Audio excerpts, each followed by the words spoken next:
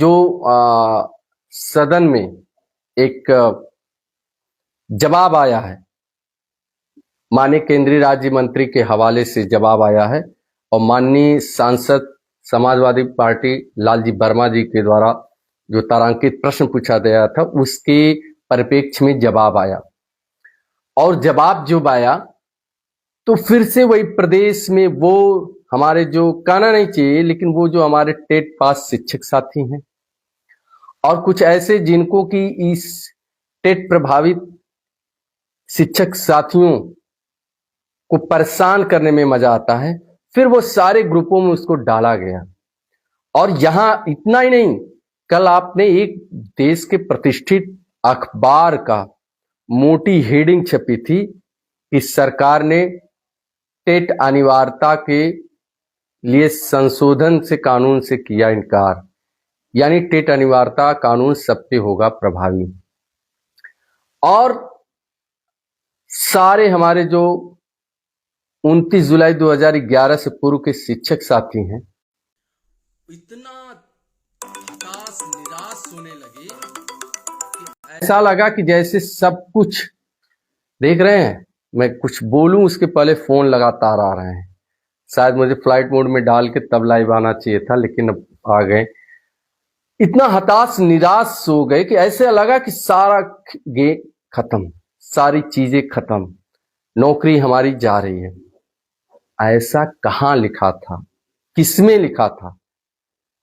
आप जब बार बार इसी चीज को 6 महीने पहले से हम लोग आप लोगों को समझा रहे हैं, आपकी लीगल टीम समझा रही है, आप अगर ध्यान दिए होंगे तो 10 दिसंबर 2025 को जो माननीय एमएलसी जो हम लोग के संरक्षक परम आदरणीय देवेंद्र प्रताप सिंह जी के नेतृत्व में दिल्ली में माननीय केंद्रीय शिक्षा मंत्री धर्मेंद्र प्रधान जी से उनके आवास पे मुलाकात हुई थी, तो वहां उन्होंने स्पष्ट कहा था, बहुत साफ शब्दों में कहा था कि आपको न्याय फिलहाल तो न्यायपालिका से मिलेगी, आपको राहत तो फिलहाल न्यायपालिका से मिलेगी और सरकार का प्रयास रहेगा कि न्यायपालिका में आपके पक्ष में जो हो सकता है वो बात रखेंगे जिससे आपको राहत मिले। ये एकदम क्लियर हो गया था। और उसी 10 दिसंबर के बाद से हमारी टीम का दृष्टिकोण एकदम से बदल गया था। उसके पहले आप लोगों ने, सब लोगों ने देखा होगा कि जैसे ही 1 सितंबर 2025 का ये काला आदेश आता है, हम लोग अपने संगठन के साथ मिलकर धरना, चाहे जनपद स्तर का हो, चाहे दिल्ली में 24 नवंबर को जंतर मंतर पे हो, या फिर माननीय सांसद, माननीय प्रतिनिधि लोग के द्वारा माननीय मुख्य प्रधानमंत्री को, माननीय केंद्रीय शिक्षा मंत्री को ज्ञापन देना हो, वो बड़े ही व्यापक पैमाने पे किया गया था। लेकिन जब हम लोग 10 दिसंबर 2025 को माननीय केंद्रीय शिक्षा मंत्री से मिलते हैं और उनसे टेट अनिवार्यता पर टेट प्रभावित शिक्षकों को राहत देने के लिए अमेंडमेंट की बात करते हैं, तो उन्होंने स्पष्ट कहा था कि आपको फिलहाल फौरी तौर पर राहत कहां से मिलेगी? न्यायालय से मिलेगी। और उस पर जब माननीय विधायक जी ने कहा था कि माननीय मंत्री जी, आप ये शीतकालीन सत्र चल रहा है, आप एक अमेंडमेंट बिल लाइए और इन शिक्षकों को राहत दीजिए, तो उन्होंने उस पर भी बड़ा स्पष्ट कहा था कि जब तक मामला सर्वोच्च न्यायालय में है तब तक उसमें सदन हस्तक्षेप नहीं करेगी और ना ही कोई कमेंट पास करेगी। ये बात हम लोग तब से आप लोगों को बता रहे हैं। अब उस दिन की बात लोकसभा में, आप ध्यान से सुनिएगा, लोकसभा का में जो तारांकित प्रश्न का उत्तर माननीय केंद्रीय शिक्षा राज्य मंत्री जयंत चौधरी के कार्यालय द्वारा दिया गया है, उसमें क्या, किस बात को लेकर आपके अंदर निराशा है? जो आरटी एक्ट का कानून है, उन्होंने उस कानून को हूबहू वहां लाकर पत्र में रखा है। जो 1 सितंबर 2025 का सुप्रीम कोर्ट का आदेश है, उस आदेश का हवाला उन्होंने हूबहू वहां ले आकर रखा है। और सबसे लास्ट में ध्यान से पढ़िएगा, वहां पहले फेज में उन्होंने पहले पैरे में एक तरह से जवाब के क्रम में आरटी एक्ट का जो नियम है, जो इसके पैरा 1 पैरा 2 करके जो आरटीआई का 23 सेक्शन का है उसका उन्होंने वर्णन किया है। उसके बाद दूसरे पैरा में माननीय सुप्रीम कोर्ट के 1 सितंबर 2025 के आदेश का वर्णन किया है। और लास्ट पैरा में अगर आप ध्यान से पढ़ेंगे तो लास्ट पैरा में उनका क्या है कि माननीय सर्वोच्च न्यायालय के निर्देश के क्रम में सांविधिक अनुसरण किसका होता है, यानी कोर्ट के निर्देश पर सरकार का जो अनुसरण है, जिनको अनुपालन करना है, उसमें उनकी लाइन क्या है, उस लाइन में बहुत स्पष्ट है, बहुत क्लियर है कि नई नियुक्ति के लिए एवं सेवारत शिक्षकों के पदोन्नति में यह योग्यता लगेगी, यानी टेट अनिवार्यता लगेगी। बहुत स्पष्ट उन्होंने जो दबाव दिया है। और किस क्रम में, अनुसरण के क्रम में। फिर से मैं लाइन कर रहा हूं कि उन्होंने, उनका जवाब में है कि सुप्रीम कोर्ट के निर्देश के क्रम में, सांविधिक निर्देश के क्रम के अनुसरण में, अनुसरण कौन करेगा, कार्यपालिका करेगी। अनुसरण में क्या दिया उन्होंने, स्पष्ट दिया है कि नई नियुक्ति के लिए एवं सेवारत में पदोन्नति चाहने वाले शिक्षकों के लिए यह योग्यता अनिवार्य है, अर्थात टेट वहां अनिवार्य है। यह तो बहुत बड़ी बात है। आप उस लाइन को क्यों नहीं पकड़ रहे हैं? जिस लाइन में आपको राहत की बात दिख रही है, आप उस लाइन को क्यों नहीं पकड़ रहे हैं? आप उन यूट्यूबरों के, उन जो हमारे टेट पर पास कुछ शिक्षक साथी हैं, या जो कुछ ऐसे शिक्षक साथी हैं जो भ्रांतियां फैला रहे हैं, जो हमें आपको अवसाद में देखना चाहते हैं, हमको आपको परेशान देखना चाहते हैं, उनकी बताई हुई लाइनों को आप क्यों पढ़ रहे हैं? और सबसे बड़ी बात, आप क्यों परेशान हो रहे हैं? आप बौद्धिक हैं। आप सोच लीजिए कि सदन से, आज के समय में सदन के पटल से जो भी जवाब आएगा वो वही जवाब रहेगा जो आरटी एक्ट का आज का नियम लिखा है और जो सुप्रीम कोर्ट का 1 सितंबर 2025 का माननीय दीपंकर दत्ता जी का आदेश है, वो उसी के क्रम में होंगे। लेकिन कहीं सरकार ने अपना व्यू नहीं दिया है। केंद्र सरकार ने उस प्रश्न के जवाब में अपना व्यू नहीं दिया कि केंद्र सरकार की मंशा क्या है। यद्यपि केंद्र सरकार की मंशा उस अंतिम पंक्ति में साफ स्पष्ट झलकती है। अब इसके पहले हमारी, आपकी लीगल टीम जब माननीय धर्मेंद्र प्रधान जी से मिली थी, सदन में हमारे प्रयास से तमाम माननीय सांसद गणों ने प्रश्न उठाए थे। उसी क्रम में हम, अमित जी, बघेल जी, आपकी लीगल टीम गई थी राज्यसभा के सदन के प्रतिपक्ष के उपनेता माननीय सांसद प्रमोद तिवारी जी के यहाँ, उनके आवास पे प्रयागराज में, और काफी लंबी हम लोगों की बातचीत हुई थी। चूंकि वो एक वरिष्ठ नेता हैं, विद्वान नेता हैं, राजनीति का बहुत मजा उनको इस देश के नेताओं में से एक हैं। उनको विधायी से लेकर विधिक जानकारी है, चूंकि वो अधिवक्ता भी रहे हैं। उनसे जब हमारी टीम ने कहा कि आपके द्वारा जो प्रश्न राज्यसभा में उठाया गया उसके लिए हम लोग प्रश्न शून्यकाल में, उसके लिए हम लोग आपको धन्यवाद देते हैं, साथ ही आपसे ये निवेदन करने आए कि आप इसको प्रश्नकाल में भी उठाइए। ये हम आपको बात बताते हैं 30 दिसंबर के लगभग। उस समय उन्होंने कहा था बहुत स्पष्ट कि बेटा आप कतई भी प्रश्नकाल में इस प्रश्न को उठाने के चक्कर में मत पड़िए। जब हम लोगों ने पूछा क्यों, तो उन्होंने कहा कि अभी आपको विधायी व्यवस्था और न्यायिक व्यवस्था की बहुत कुछ जानकारियां, बारीकियां सीखनी है। आज के डेट में जब आप प्रश्नकाल में प्रश्न को उठाएंगे, सरकार से जवाब मंगाएंगे, सरकार सीधा वही जवाब देगी जो 1 सितंबर 2025 को सुप्रीम कोर्ट ने आदेश दिया है। क्यों? क्योंकि उसके अंतर में जो आदेश है, आज तक जो ये अंतर 6 महीने का, इसमें सरकार ने कोई अमेंडमेंट बिल थोड़ी नहीं लाया है, कोई इसमें संशोधन थोड़ी नहीं लाया है, तो वो एज इट इज बताएगी। तो आप उसके चक्कर में मत पड़िए। आप न्यायालय की बात कर रहे हैं तो आप न्यायालय में ही मजबूती से खड़े रहिए।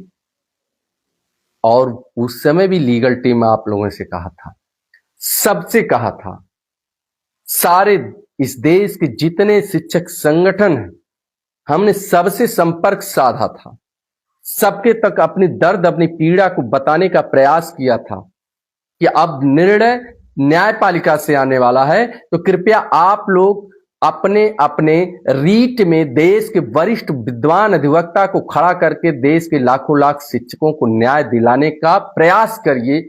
उनसे हमने अनुनय विनय किया था, सारे शिक्षक संगठनों को।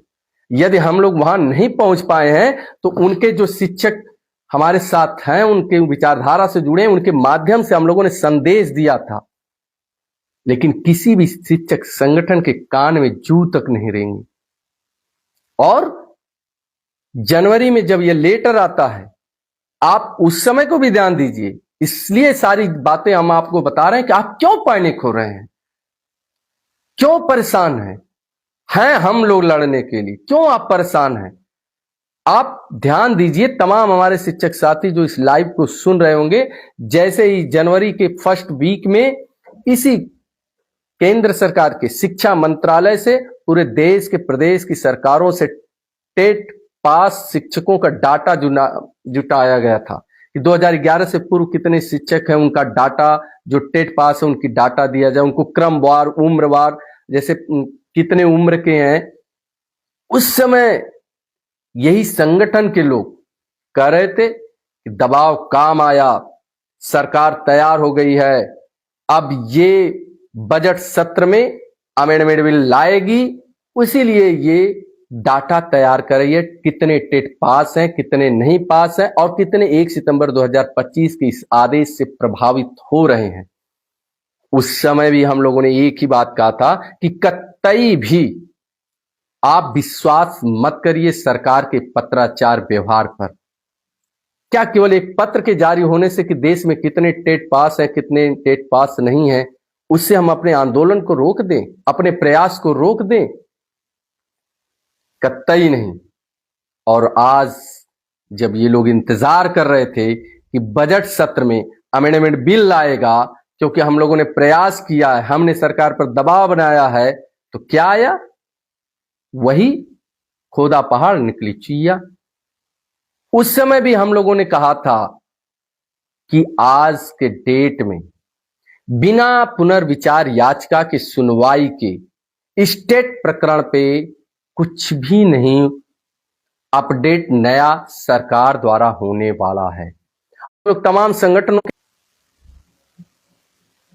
कुछ साथी फोन कर रहे हैं, तमाम संगठनों से संपर्क साधा गया, उनके कोई भी संगठन कोई फेस वैल्यू अधिवक्ता नहीं लाया। तो उस समय जब हम दिल्ली की सड़कों पे, आपकी लीगल टीम घूम रही थी, दिल्ली की सड़कों पर जा जाकर सबको जगा करने का प्रयास कर रही, एक एक देश के विद्वान अधिवक्ताओं से हम चर्चा कर रहे थे उस ठंडी की छुट्टियों में, जब ये नेता लोग घूम घूम के माला पहन रहे थे, तो तब हम न्यायिक लड़ाई लड़ने के लिए दिल्ली की सड़कों पर हम लोग जमे हुए थे।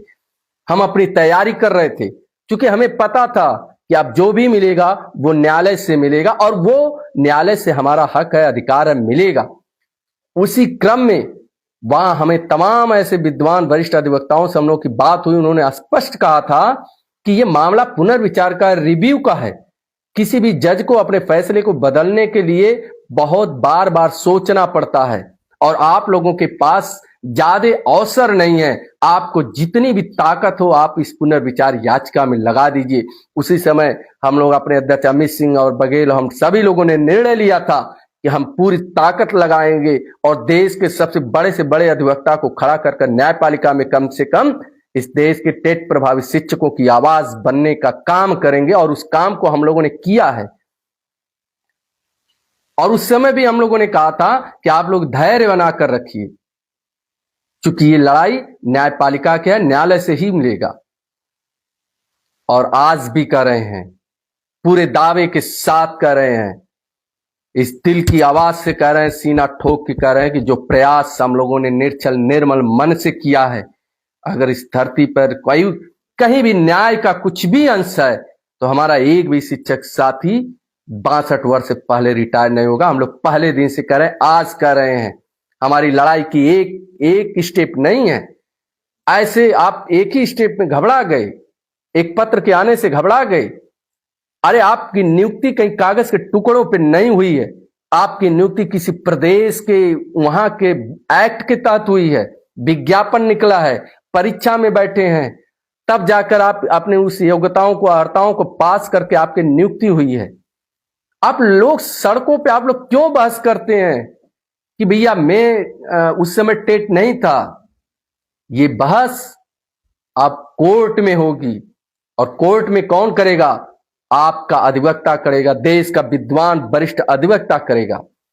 कल मैंने लिखा था कि जो आज हम लोगों को ज्ञान दे रहे हैं ना, हम लोग सिद्ध करके दिखाएंगे कि एक एक साथी जो 29 जुलाई 2011 से पूर्व नियुक्त है वो लीगल है, वो भारत के संविधान के अंतर्गत, वह एनसीटी के 2001 के नियमावली के अंतर्गत, वो अपने अपने प्रदेशों के शिक्षक भर्ती नियमावली के अंतर्गत नियुक्त हुआ है। और आप लोग हैं कि इतने से घबरा गए। कितने शिक्षक मुझे कल फोन करके रो रहे थे, आंखों में आंसू आ रहा था, मैं भी उनसे बात कर रहा था।